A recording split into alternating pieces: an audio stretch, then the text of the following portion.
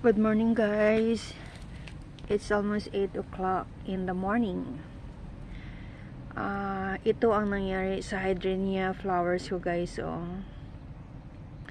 Nag-change siya ng kind of parang burgundy, may light green, pero hindi naman siya nasusunog. Kind lang, nag-change lang siya dahil sa sobrang init. Ganito na ang kulay niya ngayon. Dati ito yan, guys, fuchsia pink. Then, nag-change color siya ng ganyan. Yan ang kulay ngayon,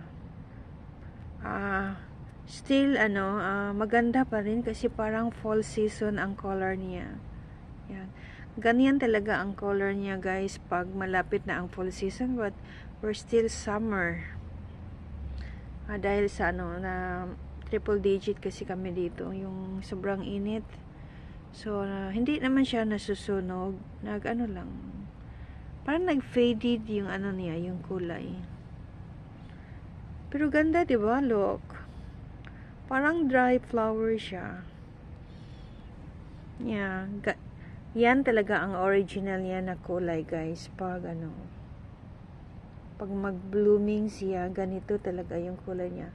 Fuchsia pink. Uy, may siya. May, yan. It's pretty.